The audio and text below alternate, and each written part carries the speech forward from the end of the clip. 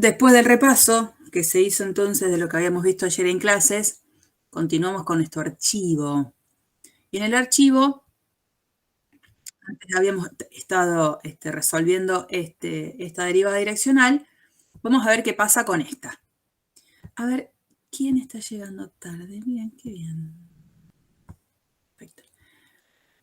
Esta función es una función que está definida, digamos, por tramo hace diferenciado el valor de la función en el origen, obviamente porque la ley que tengo acá es la ley que no se puede evaluar en el 0,0 porque anularía el denominador.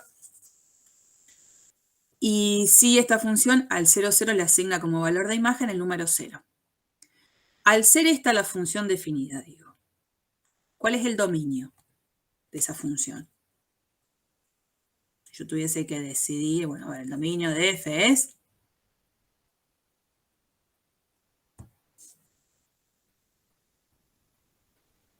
R2. Perfecto. No hay ningún par que acá esté como prohibido, porque si bien es cierto que la ley de esta función, en el único punto en el que no se puede evaluar es en el 0,0, el 0,0 está diferenciado y al 0,0 le estoy dando como valor de imagen el número 0. Así que el dominio de la función es todo R2. En particular, lo que vamos a hacer es pararnos en el 0,0 y vamos a considerar U un vector unitario, un versor cualquiera. Y como es cualquiera, lo único que yo sé es que el módulo de este vector es 1. Bueno, las componentes U1 y U2 son las componentes de un vector de módulo 1. O sea que yo ya sé que la raíz cuadrada de U1 al cuadrado más U2 al cuadrado, eso es 1. Y no sé quiénes son U1 y U2. Ese es el único dato que tengo. La idea es calcular la derivada direccional de esa función, entonces en la dirección de cualquier vector unitario, de cualquier versor. ¿Qué tendríamos que plantear? Con paciencia esto. La derivada direccional de la función en el origen surge a partir del límite de un cociente incremental. Acá lo que está es copiada la plantilla que vimos de la definición, en donde en el lugar de x0 y 0 puse el 0 y el 0. La función en 0, 0, por definición, es 0. Y acá tengo que evaluar la función en definitiva en el par que termina quedando h u sub 1, h u sub 2. Para este par, la ley que rige es la que tenemos acá arriba. Así que, fíjense que queda la coordenada x, o sea, hu1, por i al cuadrado, o sea, la segunda coordenada al cuadrado, dividido la primera coordenada al cuadrado más la segunda coordenada de la cuarta. Acá queda una gran expresión donde aparecen demasiadas variables, u1, u2, h, pero para el límite, la variable es h.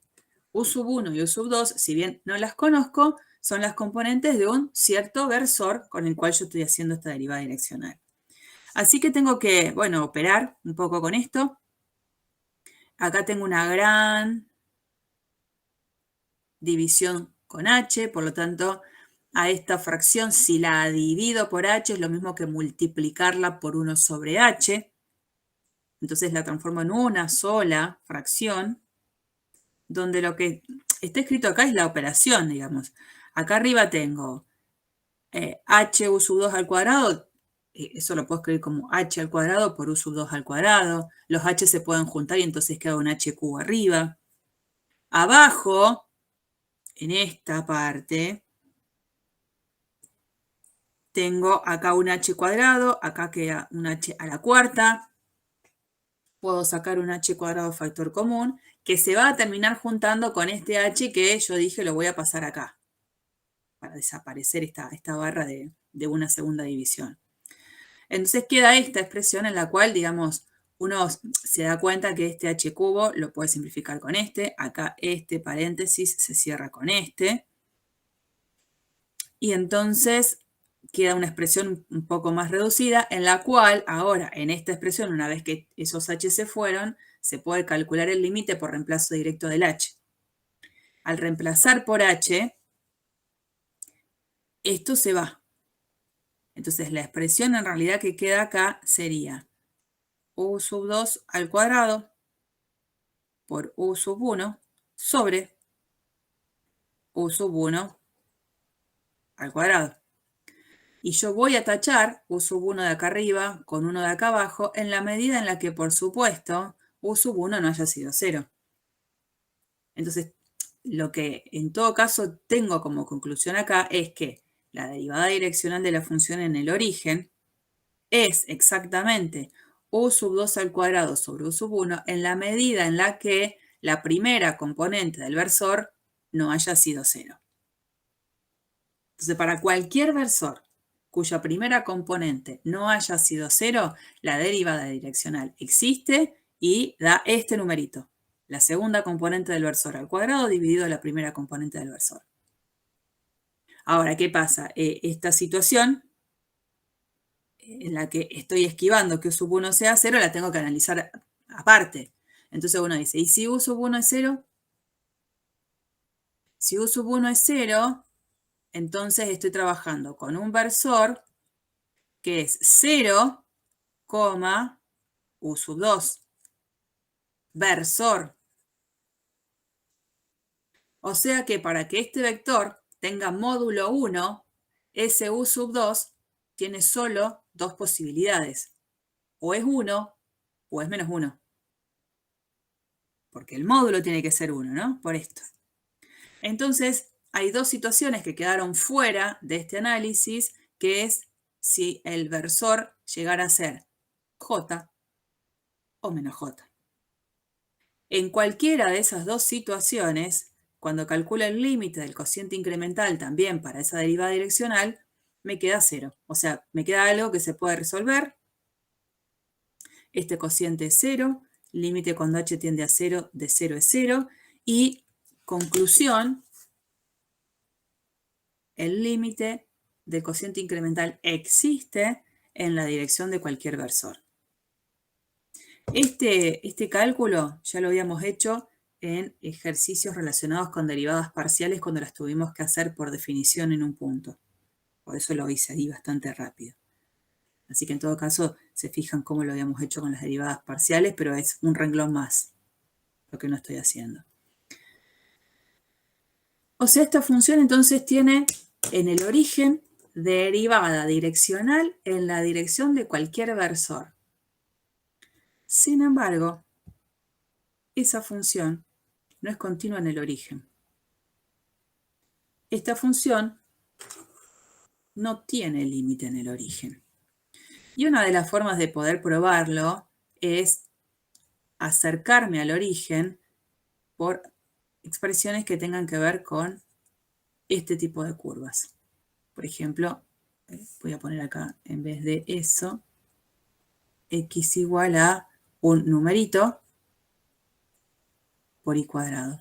Si yo me acerco al origen por este tipo de curvas, el límite va a quedar dependiendo de m. Por lo tanto, el límite no existe. Y si no existe el límite de la función en el origen, por supuesto, la función no va a ser continua.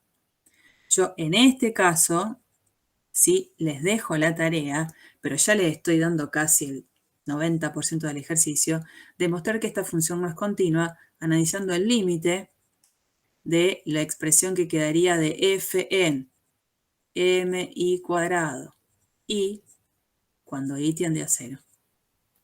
Y este límite va a quedar algo que va a quedar dependiendo de la m. Entonces, evidentemente, si el límite depende del valor m que yo haya puesto acá, el límite no existe. Eso es tarea. Mostrar que la función no es continua porque obviamente el límite de la función en el origen directamente ni existe. Bueno, entonces la moraleja o la conclusión en esto es que esta función, nosotros habíamos visto un ejercicio en el cual existían las derivadas parciales en el punto y la función no era continua. O sea, ya no era tan lineal esta conclusión de que existan derivadas implica que la función es continua. Entonces, que existan derivadas parciales y que la función no resulte continua, ya vimos un ejercicio semanas atrás. Y encima acá, este ejercicio es como más contundente. no solo existen las derivadas parciales en el punto, existen las derivadas direccionales en la dirección de cualquier versor y sin embargo la función no es continua. Todos estos ejemplos son todos para tenerlos en cuenta siempre para, no sé, elaborar a veces algún contraejemplo, elaborar algún tipo de justificación para un verdadero o falso, siempre ténganlo presente. Bien, seguimos. ¿Cuál es la definición de vector gradiente? El vector gradiente es un vector que, por supuesto, acá va a tener un protagonismo importante y los y las va a acompañar en cálculo 3. Un montón, un montón. ¿Qué es esto del vector gradiente? Trabajando con una función de 2 variables, también se puede hacer para 3, pero trabajando con una función de 2 variables, el gradiente, este es el simbolito, este triangulito invertido al cual le estoy poniendo yo el segmentito para indicar que es vector, el gradiente de f en un punto es un vector que tiene como componentes las derivadas parciales de la función en el punto. Esto está escrito a partir de una suma vectorial, fíjense que aparece el i y el j, pero si yo quiero usar la notación solo de componentes, tendría que poner la derivada parcial de f respecto a x en x0 y 0, coma, y la segunda componente, la derivada parcial de f respecto a y en x0 y 0. Esta sería la escritura sin el i y sin el j. Pero es un vector. Si la función hubiese sido de 3 variables, el gradiente de la función de 3 variables se va a escribir entonces como un vector de 3 componentes. ¿Por qué? Porque tengo 3 derivadas parciales. O sea que faltaría una más relacionada con z. Pero bueno, nosotros nos estamos ahora concentrando en funciones de 2 variables y vector gradiente de 2 componentes. Una vez presentado el concepto de vector gradiente, lo que vamos a hacer es dar este teorema, que va a ser un poco este teorema salvador al momento de calcular derivadas direccionales. Este teorema sí lo vamos a demostrar. El teorema dice lo siguiente: si f es diferenciable en el punto x0 y 0 que pertenece al dominio de la función, entonces se va a poder concluir que f admite derivada direccional en la dirección de cualquier versor y por otro lado, esa derivada direccional la voy a poder calcular de una manera muy simple. Si el versor es el versor de componentes AB, esto es un versor, la derivada direccional de la función en el punto x0 en la dirección de ese versor se va a poder calcular a partir del producto escalar entre el gradiente de la función en el punto y ese versor asociado. O sea, esta derivada direccional, que la veníamos calculando como el límite de este cociente incremental y que aparecía toda esta expresión fea ahí arriba, esta expresión la puedo como evitar porque puedo calcular esta derivada a partir de este simple producto escalar entre vectores. Por supuesto, esto lo voy a poder aplicar no ciegamente. Lo voy a poder aplicar en la medida en que la función cumpla con esta condición. Ese es el permiso. Si la función satisface ser diferenciable en el punto, entonces yo tengo permiso de poder calcular la derivada direccional a partir de esta formulita. Y obviamente lo vamos a hacer. Dejaremos el cálculo de la derivada direccional a partir del límite en casos excepcionales. En casos en los cuales a lo mejor no conozca la ley de la función y no tenga el dato de que la función es diferenciable. A lo mejor tengo otros datos de la función. Pero cuando esto lo sé, tengo el permiso de calcular la derivada direccional a partir de esta fórmula. ¿Cómo se demuestra? La idea es la siguiente. La demostración está puesta acá.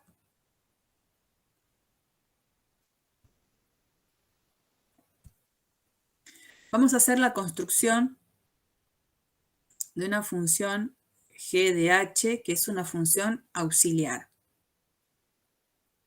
Está construida, no, es el protagonismo que tiene solamente en la demostración. Y la idea es la siguiente. Dada esta g de h, lo que vamos a hacer es calcular G' en 0 con argumentos de cálculo 1 y vamos a calcular G' también en 0 con argumentos de cálculo 2, porque el ejercicio amerita a poder mirarlo de dos maneras diferentes. Y como en realidad estoy haciendo la misma cuenta, solo que la estoy mirando desde enfoques diferentes, estos dos números son iguales. Bueno, en una de estas ramas vamos a obtener una de las conclusiones y en la otra, a esto me refiero. Por uno de los caminos vamos a ver que la derivada de esa función auxiliar en 0 es el gradiente, y por el otro camino también vamos a ver que la derivada tiene que ver con, la derivada de la función en 0 es este producto escalar, por un camino, y en el otro camino vamos a ver que me está dando esta expresión. Y como las dos cosas representan el mismo número, entonces tienen que ser iguales, y de ahí sale la demostración. Bueno, entonces vamos por el primer camino. Vamos a calcular la derivada de la g en 0 a partir de argumentos de cálculo 1. ¿Quién es esta función g auxiliar? Esta función g está definida así. F, que es la función que yo ya sé que la f la tengo, es una función diferenciable, eso no cambia.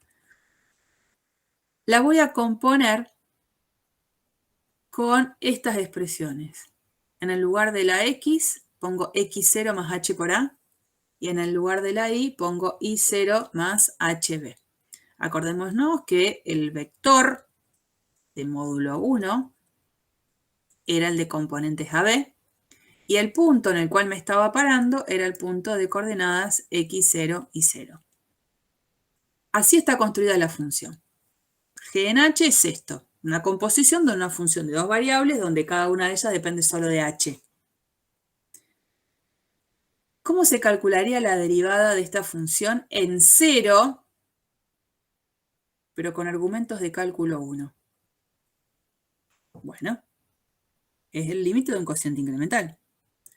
Límite cuando h tiende a 0 de lo que nosotros llamaríamos acá g en 0 más h menos g en 0 sobre h. O sea, g en h, ¿quién es? Y bueno, g en h es copiar y pegar lo que está acá arriba. Esto es g en h. Después, g en 0. Y bueno, g en 0 vengo acá. Acá me dice que g en alguien es f en el par x0 más el alguien por a, y0 más el alguien por b. Si el alguien es el 0, cuando yo ponga 0 acá y ponga 0 acá, lo único que sobrevive en cada componente es el x0 y el y0. Por eso aparece esto. Esto sería g en 0 dividido h. Y entonces una vez que hice eso dije, a ver, pero esto que ha quedado acá, esta expresión completa,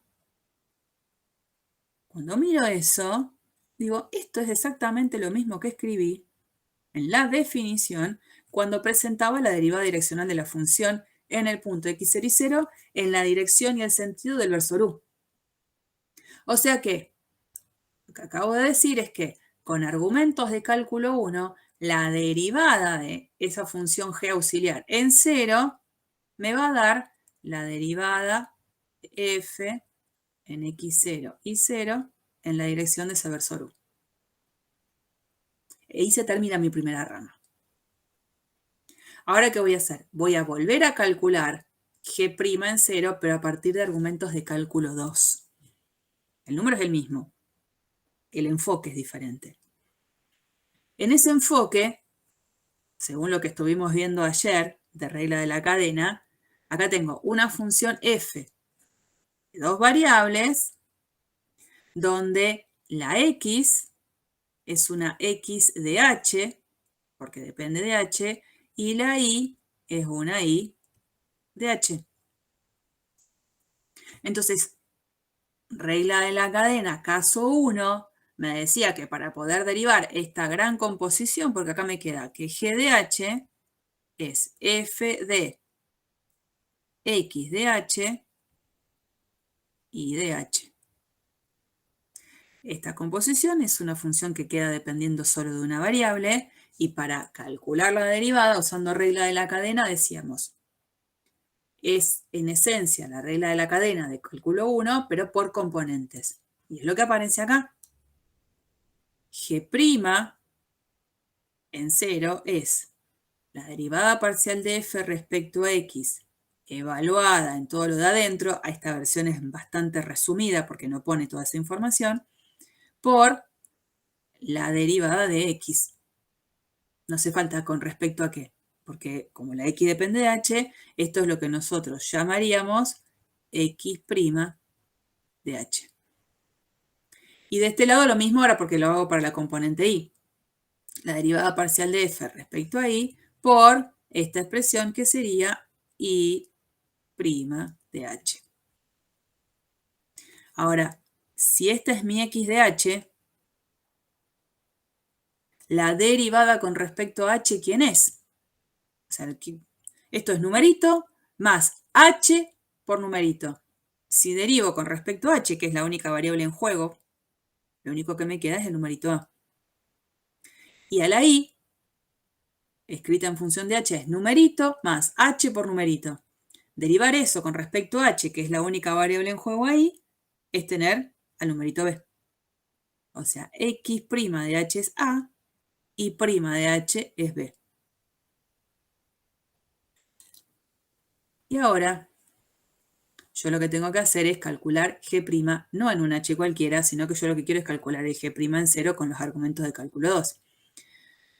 G' en 0 es la derivada parcial de f respecto a x en ¿qué par? En el par x en 0 y en 0 por x' en 0. Más la derivada parcial de f respecto a y, evaluada en x en 0 y en 0 por y' en 0.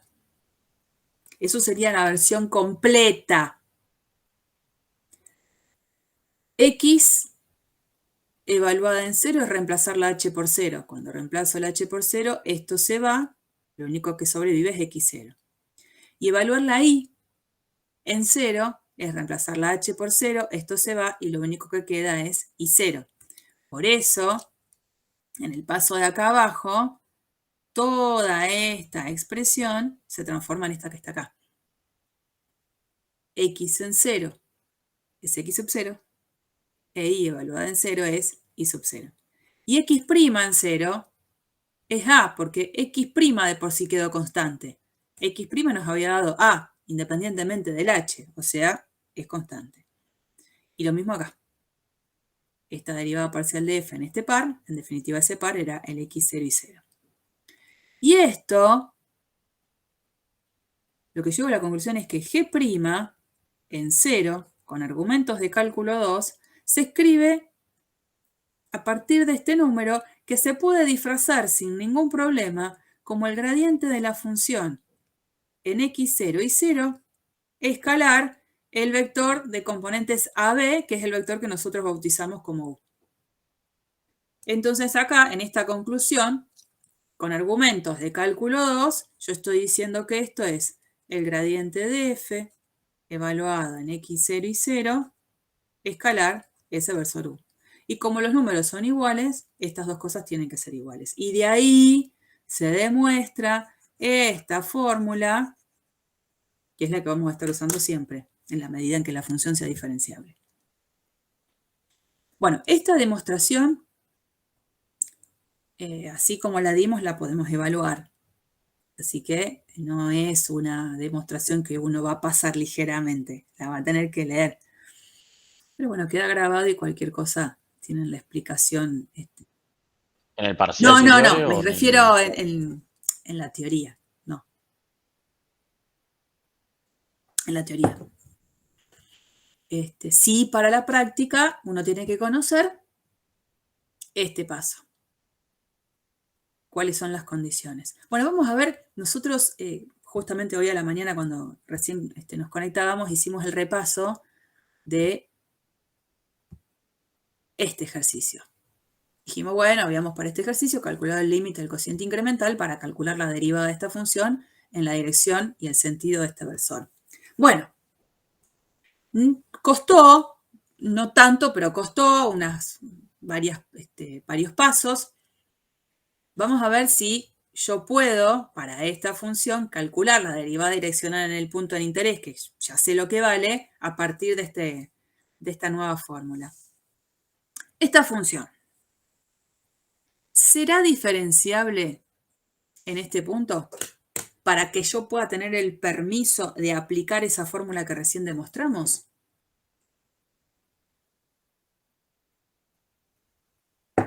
Sí. Bueno, sí, fantástico, pero ¿por qué?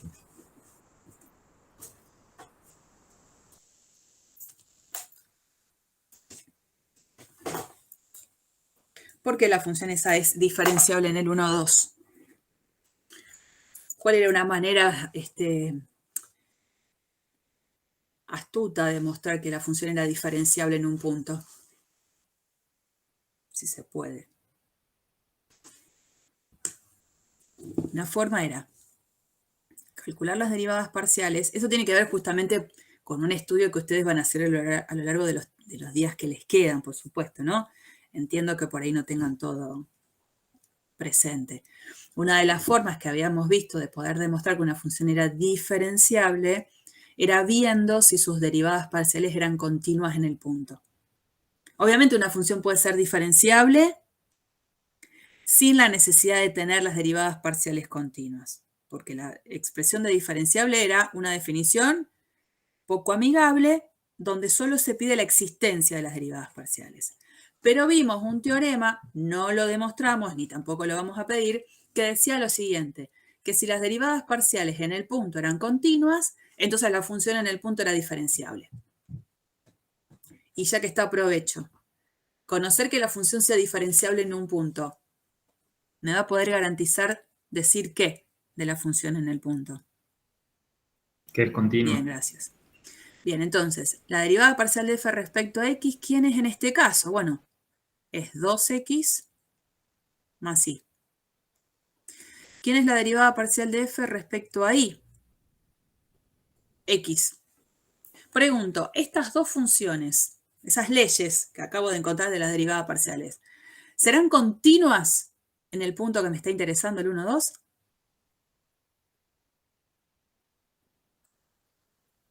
Sí. Sí. Sí, pero ¿por qué?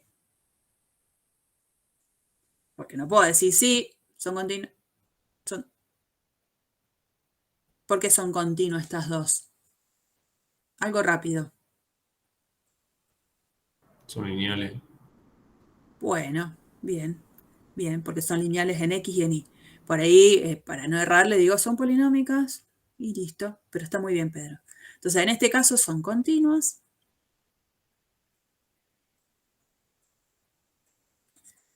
Por ser, yo voy a poner la parte más genérica, polinómicas. En realidad son continuas en R2, ¿no? Pues no hay ningún punto en el cual esto tenga una falla. Son continuas en R2 por ser polinómicas. Y uno va a decir, en particular, son continuas en el punto que me interesa de coordenadas 1, 2. Por lo tanto, no son continuos. Sí, por lo tanto, f es diferenciable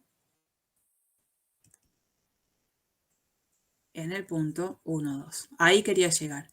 Quería llegar a garantizar que tenía la condición de que la función es diferenciable en el punto para tener el permiso de poder aplicar la formulita de recién. La derivada direccional de f en la dirección de este versor u en el punto 1, 2, la voy a poder calcular como el gradiente de la función evaluada en el punto escalar con el versor asociado, con este versor, u. Entonces, bueno, a ver, ¿quiénes serían las componentes de este gradiente? Justamente las derivadas parciales en orden, pero evaluadas en el punto. Entonces, la primera componente del gradiente es la derivada parcial con respecto a x evaluada en el punto. O sea que tengo 2 por 1 más 2, 4. ¿No? Esta expresión valorizada en este punto, coma. La segunda componente del gradiente es la derivada parcial de f respecto a y, evaluada en el punto. La ley de la derivada parcial con respecto a y es x, o sea que x es 1. Escalar con el versor que tenemos acá. 1 sobre raíz de 2, 1 sobre raíz de 2. El producto escalar, ustedes saben que se hace haciendo el producto de las componentes homólogas y sumando. Acá tengo 4 por 1 sobre raíz de 2 más 1 por 1 sobre raíz de 2. Eso es 5 veces 1 sobre raíz de 2. Que obviamente tiene que darme lo mismo. Pero esta forma es mucho más simple que andar planteando el límite de este gran cociente incremental. Y más sobre todo cuando la ley de la función se complique bastante. Entonces, siempre tengo que tener el permiso de tener la información de que la función es diferenciable en el punto para poder aplicar esta fórmula. No la apliquen siempre porque sí. Si no garantizan que es diferenciable, no tienen el permiso de aplicar la fórmula.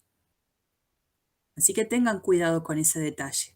En los ejercicios me refiero sobre todo. Bueno. Veníamos por acá. Esto ya lo hicimos. Este es un ejercicio más, nada más, de cálculo de derivada direccional. Fíjense acá. La función con la que se está trabajando es esta, x por e a la y, más coseno de xy. El punto en el cual me interesa calcular la derivada direccional es este, el de coordenadas 2, 0, y la dirección es la de este vector que lo escribo así si quieren, ¿no? B es igual a el 3 menos 4. Ese sería el vector. Obviamente este vector módulo 1 no tiene. Entonces yo lo que tengo que hacer es dividir el vector por su módulo. Le calculamos el módulo vale 5. Al dividir el vector por su módulo, acá tengo lo que sería su versor asociado. Lo que nosotros acá podríamos llamar así, B sub 0. Y ese va a ser el que voy a usar en la fórmula de cálculo de derivada direccional. ¿Qué hacemos después? Vamos a ver que las derivadas parciales son continuas en todo R2 y en particular van a ser continuas en 2, 0. Las derivadas parciales están calculadas acá. Son recontra continuas por ser resta de funciones continuas, donde cada una de ellas es una función exponencial o producto entre funciones polinómicas y funciones trigonométricas. O sea, hay todo un combo de presentación que hace que yo pueda asegurar que esas dos derivadas parciales son continuas en el punto. Por lo tanto, tengo el permiso de poder decir, gracias a esto, todo esto, que f es diferenciable en el punto que me interesa, que es el punto de coordenadas 2, 0. Entonces, si eso lo tengo, ¿qué tengo que hacer? Tengo que calcular el gradiente de la función en el punto, acá lo tengo, y después termino la fórmula. Hago el gradiente, escalar ese versor que encontré, cuentita, cuentita, resultado menos 1. Es esta a lo mejor la parte un poco más formal, digamos, de justificar la diferenciabilidad y después sigo adelante con la fórmula. Bien. A ver si voy a cerrarlo y lo voy a volver a abrir, porque cuando se pone lento es porque le estoy poniendo un montón de escritura.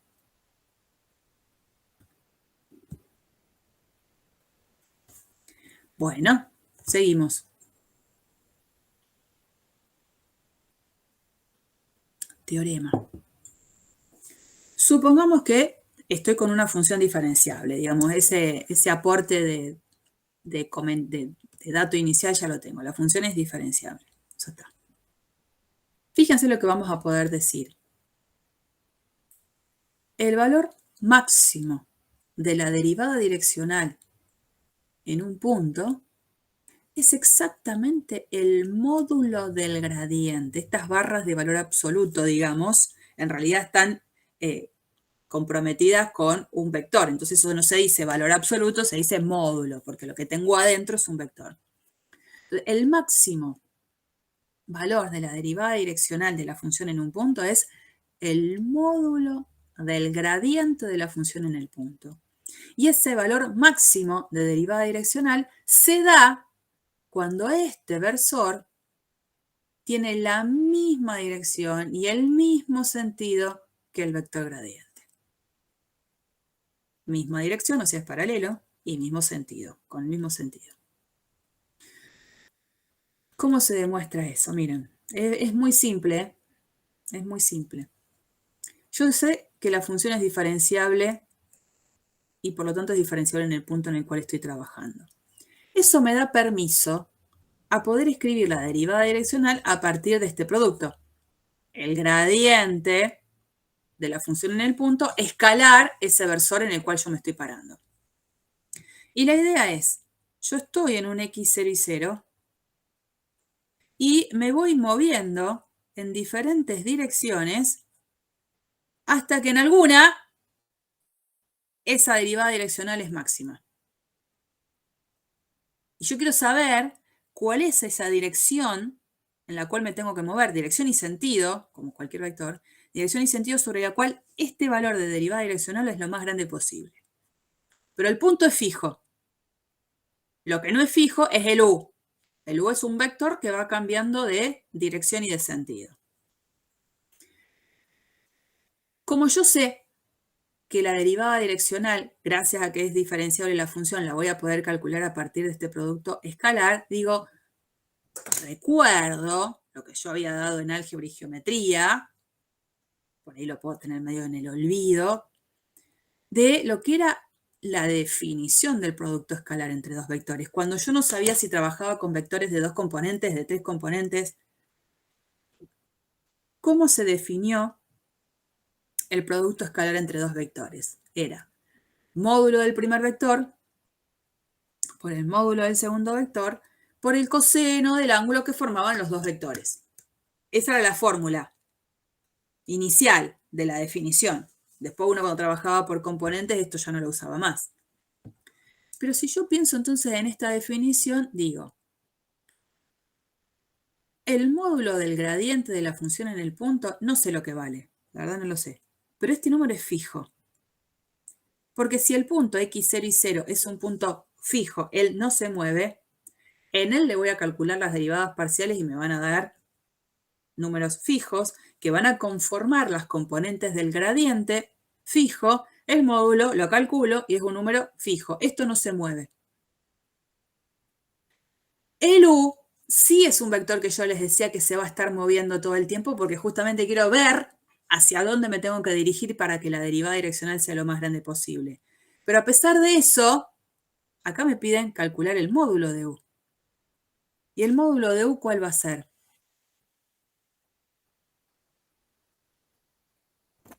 1. 1, porque siempre para que esto sea factible, el u tiene que ser un versor. Entonces el u ya tiene módulo u. No conozco la dirección y el sentido, pero su módulo me interesa acá y eso es 1. Ahora bien, esto es fijo. Esto también es fijo porque vale 1. Para que esto sea lo más grande posible, lo que voy a tener que pedirle al tercer término que hasta ahora no había tocado, que este sea lo más grande posible, porque este sí va a cambiar. El gradiente en el punto es fijo, pero este vector u no. Entonces, ese ángulo va a estar cambiando entre el gradiente y u, porque el que está cambiando es u. Entonces, la idea es pedir que todo este numerito coseno del ángulo formado entre el gradiente y u sea el valor más grande posible. Pregunto, ¿cuál es el valor más grande posible que puede tener el coseno de un ángulo? 1. 1. Para que esto valga 1, el ángulo entre el gradiente de la función en el punto y ese versor, ¿cuál va a tener que ser? 0. 0 grados. Acuérdense que ángulo entre vectores se medía desde 0 hasta 180. Ese es el rango de variación. O sea que para que la derivada direccional sea lo más grande posible, lo que le voy a estar pidiendo al coseno es que sea lo más grande posible, que sea 1. Para que sea 1, el ángulo entre estos dos vectores tiene que ser de 0 grados. Entonces, el vector u, ¿cómo va a tener que ser con el vector gradiente? Paralelo. Y algo más. De mismo sentido. Exactamente, no solo paralelo, sino del mismo sentido. Entonces uno cuando hace toda esa valoración dice, a ver, ¿a qué llegué? Que esta derivada direccional va a ser máxima cuando u, como vector, tenga la misma dirección y el mismo sentido del gradiente. Y en esa situación, esto vale 1, esto vale 1 y esto vale módulo del gradiente. O sea que lo que queda en esta multiplicación es que esa derivada direccional es máxima cuando pasa esto y el valor máximo coincide justamente con este numerito, porque está multiplicado siempre por 1. El módulo del gradiente de la función en x0 y 0. Bueno, esa es la forma de pensar la demostración. Demostración que está escrita. Creo que se entiende bien todo lo que dice, pero por ahí, en el momento de hablarlo, es donde uno pone el énfasis que se necesita. Todo eso que dije está escrito acá. No hay nada que se pierda. Listo, otro teorema importante a considerar. Entonces yo ya sé que esta derivada direccional en un punto x0 y 0 es máxima si el u como vector sobre el cual quiero hacer esa derivada direccional tiene la misma dirección y sentido del gradiente de f en x0 y 0. Y vale esa máxima derivada direccional el módulo del gradiente. Perfecto. Pregunto, ¿en qué dirección y sentido se obtiene la mínima derivada direccional? Cuando formen 180 grados. Bien. Bien, porque cuando formen 180 grados, ¿cuánto va a valer este coseno? -1. 1. Menos 1. Entonces, eso es fantástico. Ahora, la derivada direccional en el punto x0 y 0 es mínima si u como vector tiene la misma dirección, porque tiene que ser paralelo, la misma dirección, pero sentido opuesto a lo que es el gradiente de f en el punto. Y esta mínima derivada direccional, ¿cuánto va a valer? ¿Cuánto vale? El opuesto del módulo. Exacto. El opuesto del módulo del gradiente en x0 y 0. Fantástico. Pregunta, ¿en qué dirección la derivada direccional es nula? ¿Cuándo es perpendicular? Sí, señor. Cuando este ángulo sea de 90 grados, porque entonces en ese caso el coseno vale 0 y todo este producto vale 0. O sea que es nula esa derivada direccional cuando el gradiente y el vector u son perpendiculares. Bien. Y algo entonces que sale como conclusión un poco de esta placa en la que uno hace estas preguntas es, yo tengo una máxima derivada direccional, tengo una mínima derivada direccional. Por lo tanto, ante esta situación, la derivada direccional de una función en un punto siempre va a estar acotada entre dos números. Siempre va a estar, para cualquier dirección y sentido de un versor u, siempre va a ser menor o igual al módulo de lo que es el gradiente de la función en el punto, y por otro lado va a ser mayor o igual al opuesto del módulo del gradiente de f en el punto. Y esto es muy importante. Porque muchas veces, a lo mejor en ejercicios, les pueden pedir, ¿en qué dirección la derivada direccional de la función en este punto es 5? ¿En qué dirección la derivada direccional de la función en este punto es 5? Y resulta que el módulo del gradiente de la función en ese punto vale 3. Entonces la derivada direccional, a lo sumo, puede darme valores entre menos 3 y 3. Nunca me va a dar 5. Y la conclusión va a ser, no existe dirección sobre la cual la derivada direccional me dé 5. ¿Se entiende? O sea, me pueden hacer una pregunta a propósito que si yo tengo en cuenta esto, la respuesta es muy simple. Ahora, si el número está dentro de estas posibilidades, tendré que buscar esa dirección a ver qué pasa. Pero hay veces que es muy simple la respuesta y uno se la complica demasiado. Este es un ejemplo muy parecido al que les mostré. Este ejemplo es el que yo les mostré recién acá con el GeoGebra. El punto era el 1, 1. Es esta situación, la que está dibujada ahí. Pero por ahí. Este dibujito es.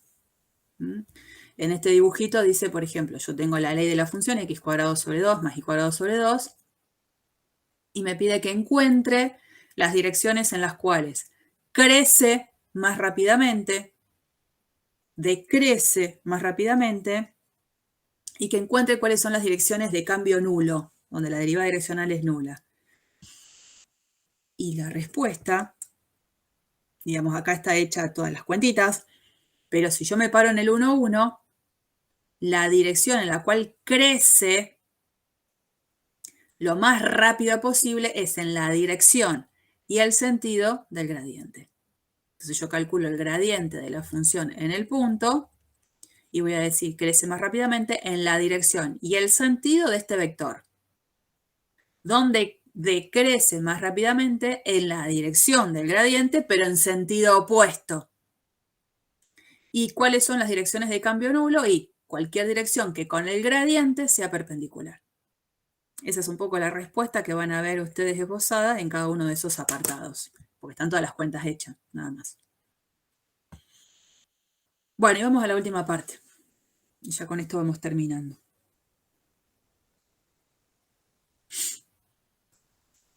Profe, la demostración del otro teorema entra Sí. en el coloquio, ¿no? Ah, okay. Sí, entra en el coloquio. Coloquio sí.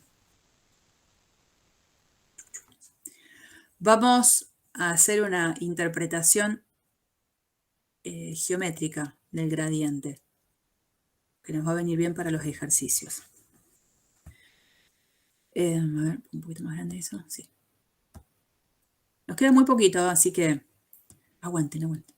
Aguante, corazón, aguante. Gradientes y tangentes a curvas de nivel. Si una función es diferenciable, una función de dos variables es diferenciable, y tiene un valor constante a lo largo de una curva suave, lo que yo voy a poder decir es esto. Yo estoy parada sobre puntos en una curva. Todos estos puntitos sobre la curva son puntos que salen de una parametrización, que es lo que estuvieron viendo ustedes en la unidad 3. O sea que cada puntito de acá surge de, porque la coordenada X la escribí en función de un cierto parámetro t, la estamos llamando g de t, y la coordenada Y la escribiré en función de una función h que también depende de t. Esto es lo que nosotros llamaríamos el famoso r raya de t. Todos los puntitos de la curva surgen a partir de una parametrización. Y supongamos ahora que yo evalúo la función en todos los puntos que están sobre esta curva, y cuando evalúo la función en todos estos puntos, la función siempre vale un mismo valor constante, c. ¿No? Supongamos que a lo mejor tengo por acá el dominio de mi función, una función que tiene como dominio un conjunto en R2, esta curva forma parte del dominio, y justo cuando restrinjo la mirada de la función en todos estos puntitos, la función en todos esos puntitos siempre vale un mismo valor C, que es lo que está escrito acá. Bueno, partiendo de esa ecuación vamos a hacer lo siguiente. Vamos a derivar a ambos lados respecto a la variable t, porque esta composición f evaluada en g de t, h de t, es una expresión que termina dependiendo solo de t. Entonces vamos a derivar a ambos lados con respecto a t, que es lo que ustedes ven propuesto acá. Estamos derivando a ambos lados respecto a t. Del lado de la derecha tengo la derivada de una constante, la derivada de la constante es 0. Listo. Del lado de la izquierda tengo la derivada de una composición de una función de dos variables, donde cada una de esas dos variables depende de una misma, de t. Cuando yo derivo el lado de la izquierda, con conceptos de cálculo 2, tengo que aplicar ¿qué caso de regla de la cadena?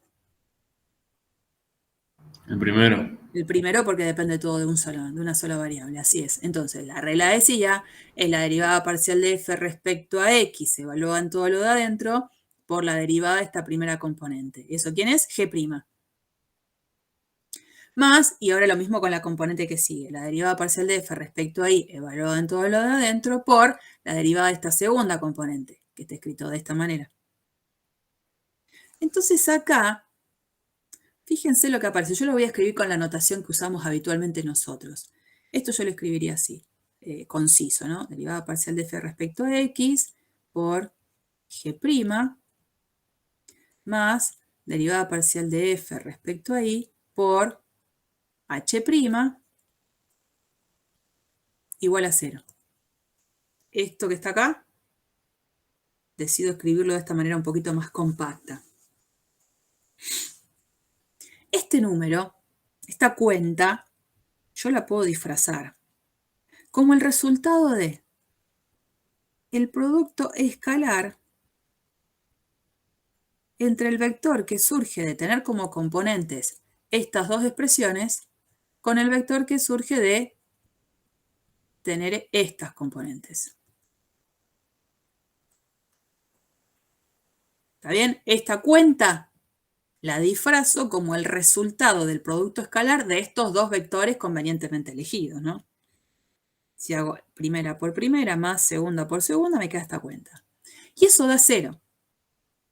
Ahora, este vectorcito de acá es el que nosotros definimos hoy como el gradiente de la función. Y este vector de acá, G', H', fíjense que estamos derivando las componentes del vector R de t. O sea que esto sería lo que nosotros en la unidad 3 llamaríamos R' de t. O sea, que cuando yo restrinjo la mirada de la función en puntos que cumplen la condición de que están dentro de lo que yo llamaría una curva de nivel, porque los valores de la función en todos estos puntitos siempre valen el mismo número c, sucede lo siguiente. El gradiente de la función y el vector tangente a la curva son perpendiculares, porque el producto escalar entre ellos me da 0. El dibujito intenta de alguna manera evidenciar eso. Supongamos que esto que está acá, sería esa curva que yo dibujé allá arriba, medio genérica. Bueno, supongamos que ahora la curva es esa. La función valorizada en todos los puntos de esta curva siempre vale un mismo valor c. Lo que acabo de demostrar es que cada vez que yo me pare en un puntito sobre esa curva, yo voy a poder trazar el vector tangente y ese vector tangente va a ser perpendicular al gradiente. Me paro por acá, en este puntito, trazo el vector tangente a la curva. El gradiente en ese mismo punto va a ser perpendicular. Vengo por acá, en este puntito, trazo el vector tangente de la curva. Bueno, ahí el gradiente va a ser perpendicular. ¿Estamos? Va a pasar eso. Por acá, el vector tangente y el gradiente va a ser perpendicular a la curva. Esto va cambiando de direcciones, pero lo que no cambia es entre ellos esa condición de ser perpendiculares. Porque el producto escalar da 0. Entonces, por ejemplo, yo tengo dos opciones. Si yo quisiera, me paro en un punto cualquiera, ¿no? Quisiera dar la recta tangente a la curva, yo tengo la opción de poder darla de forma paramétrica, porque conozco un vector dirección a partir de conocer la parametrización de la recta, de la parametrización de la curva, o también tengo la opción de darla a partir de una ecuación general, teniendo esta dirección normal. Y ahí me involucro con el gradiente de la función. Dependiendo qué datos yo tenga más a mano, es como, por ejemplo, puedo construir esta recta tangente. Pero también me pueden pedir la recta normal. Y la recta normal va a ser la recta que tiene la dirección del vector gradiente. Estoy pensando en situaciones de ejercicios que me pueden pedir, utilizando justamente esta interpretación geométrica. Así que, bueno, esto. En todos los puntos del dominio de una función diferenciable, el gradiente es normal a la curva de nivel en la cual esos puntos están. Bien. Esto mismo vamos a tratar de llevarlo al espacio. De nuevo, estoy comenzando de la misma manera que antes. Voy a pensar igual, solo que con funciones de 3 variables. Supongamos que yo estoy trabajando con una función de 3 variables. Y que estoy parada en una superficie que la voy a llamar S, que es una superficie de nivel de esa función de 3 variables. ¿Eso qué quería decir? Esta superficie de nivel estaba conformada por ternas para las cuales la función evaluada en las ternas siempre me da un mismo valor constante, que lo bautizo acá. Bien. Sobre esa superficie de nivel me voy a parar específicamente en una curva dentro de esa superficie. Entonces pensemos en un dibujito, a ver que me acompañe un poco. Supongamos que tengo esta superficie X, Y. Esta es una superficie S. ¿Qué es esta? Superficie de nivel, ¿eh? Superficie de nivel de la F mayúscula. Superficie de nivel de la F mayúscula. Como es, si bien la función es de 3 variables, sí tiene sentido hacer gráficas de superficies de nivel. Y eso es lo que está dibujado ahí. Dentro de esa superficie, yo lo que sé es que para todos los puntos que están en esta superficie, para todos, evalúo la función en esos puntos y la función siempre vale K. En particular, si tomo sobre esta superficie un subconjunto, también se va a dar. Supongamos que yo sobre esta superficie ahora me paro en esta curva. Como estos puntos son parte de la propia superficie de nivel, la función evaluada en todos los puntos sobre esta curva también va a dar K. Entonces partimos de eso. Supongamos que entonces de esta curva yo conozco una parametrización. X de t, Y de t, Z de t. La función f mayúscula evaluada en las ternas que estén sobre esta curva me va a dar siempre K. Y hacemos lo mismo que antes. Derivamos a ambos lados respecto a t. Del lado de la derecha, la derivada de la constante es 0. Del lado de la izquierda tengo que derivar esta composición donde vuelvo a usar caso 1 de regla de la cadena. Y en ese caso 1 es ir pasando componente a componente con la aplicación de la regla. La derivada de la f mayúscula respecto a x por x', más la derivada de f con respecto a y por y', más la derivada parcial de f respecto a z por z'. Esta cuenta de la izquierda la vamos a luquear, la vamos a camuflar como el resultado del producto escalar entre dos vectores. Un vector es el que tiene a estos numeritos como componentes y el segundo vector es el que tiene a estas expresiones como componentes. Entonces, el primer vector es el que nosotros llamaríamos el gradiente de f y el segundo vector es el que nosotros llamaríamos R'. Y ese producto escalar entre los dos vectores me da 0. ¿Cómo son esos dos vectores? Perpendiculares. Entonces, fíjense lo que vamos a hacer ahora. Yo me voy a parar a propósito en un punto sobre esa curva. Un punto lo llamo P sub 0. Ahí. Esta afirmación me dice que cuando yo calculo el vector tangente a la curva, que sería el R', ese vector va a ser perpendicular al gradiente de la función f mayúscula en ese punto. Entonces yo voy a tener esta situación. En ese puntito, el gradiente... Oh, no cambié el color. Esto, ahí va, ahora sí. El gradiente de la función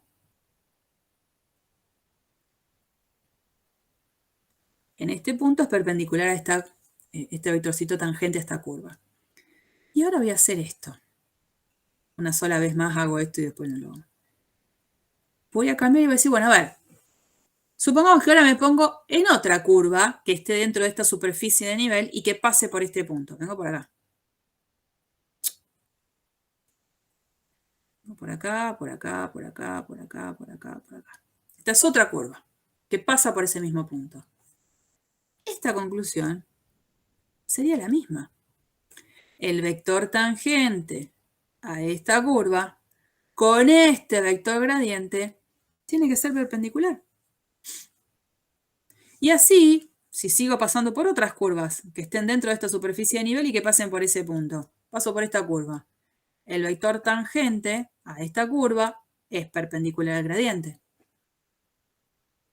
O sea que el gradiente de la f mayúscula en el punto va a ser perpendicular a cada vector tangente de cada curva que esté sobre esta superficie de nivel que pase por ese punto. Entonces, este vector gradiente de f, ¿candidato a qué va a ser? Si es perpendicular a cada una de las direcciones tangentes de cada una de estas curvas que están dentro de esta superficie. ¿El vector normal del plano tangente? Sí. Que eso es, algo habíamos hecho, pero no con el mismo enfoque. Ahora sí que me voy a ir al negro. Ese vector lo puedo pensar como el vector normal del plano tangente a esta superficie en ese puntito particular en el cual me estoy parando. Nosotros habíamos visto plano tangente a la gráfica de una función de dos variables. Y ahora esto me permite definir lo que va a ser el plano tangente a una superficie vista como superficie de nivel de una función de 3.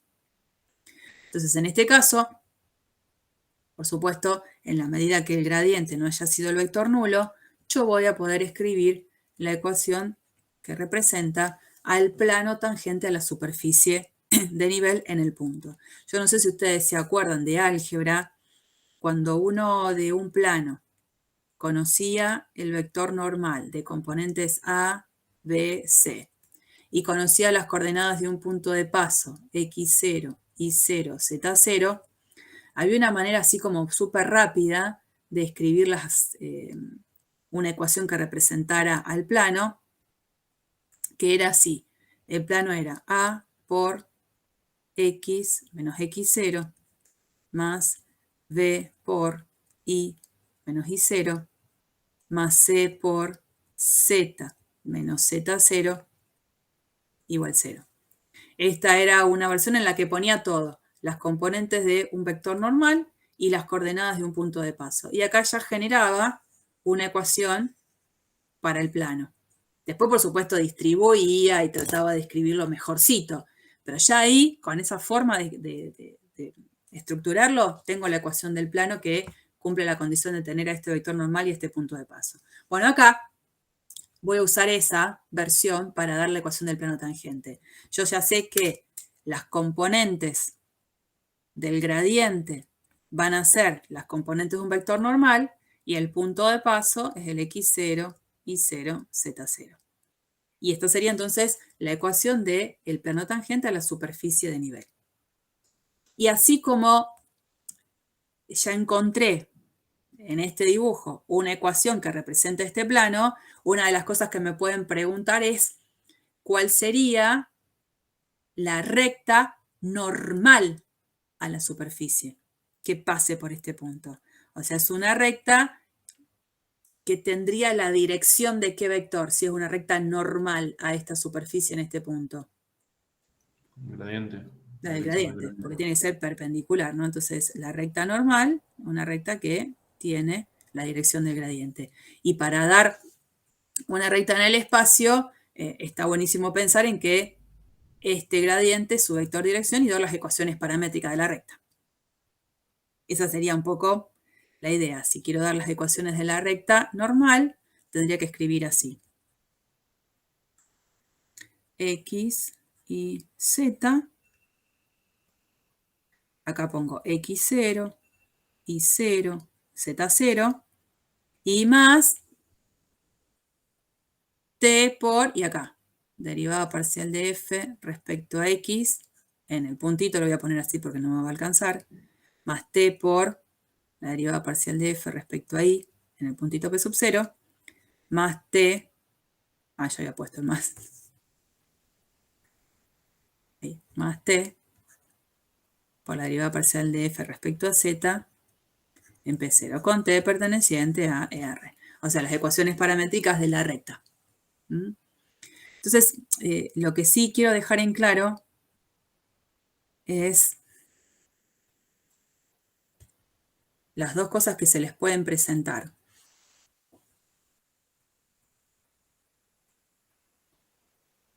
Si yo tengo Z igual a F de X, Y, o sea, una función de dos variables, yo acá tengo el dibujito de lo que sería S, la superficie gráfica de la F chiquitita. O sea, S sería el conjunto de ternas X y F de X, Y, con los pares X, Y pertenecientes al dominio de la función. Entonces, si yo me paro en un punto específico, esto es X, esto es Y, esto es Z, esto es X0, Y0, y este es el punto, el plano tangente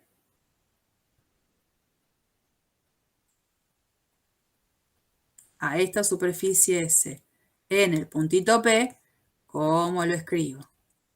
Z igual a F en el puntito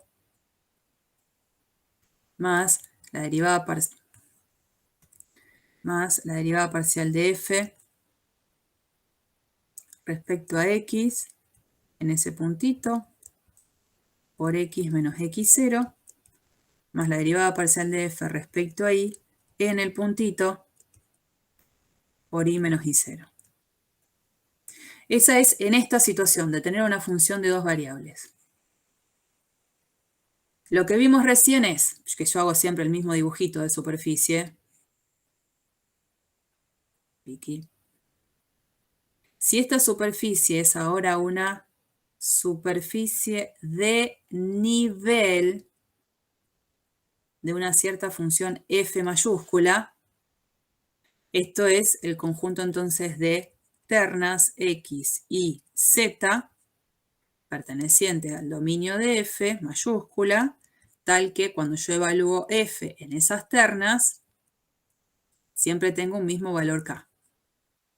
En esa superficie, ahora yo me voy a parar en un punto. Si me paro en un puntito, el puntito es de coordenadas x0, y0, z0. Entonces ahí, el plano tangente a esa superficie S en ese puntito P, lo voy a tener que escribir a partir de la fórmula que vi recién. La derivada parcial de f respecto a x en x0, y0, z0 por x menos x0. Más derivada parcial de f respecto a y en x0, y0, z0 por y menos y0. Y me falta la última, la derivada parcial con respecto a z en x0, y0, z0 por z menos z0 igual 0. Los dos son planos tangentes, pero dependiendo tangente a qué tipo de superficie es la ecuación del plano que voy a necesitar. Entonces, si es superficie mirada como gráfica de una función de dos variables, el plano tangente surge así. Y si la superficie es vista como una superficie de nivel de una función de tres variables, entonces el plano tangente se escribe a partir de esta ecuación. Es bastante fácil confundirse, entonces digo, bueno, me parece que poner esto bien detallado vale la pena. ¿Mm? Bueno, listo. Se llegó al final. Perfecto. Y con la última plaquita, no la cambié del año pasado. Éxitos, éxitos para todos y todas. A estudiar mucho ahora.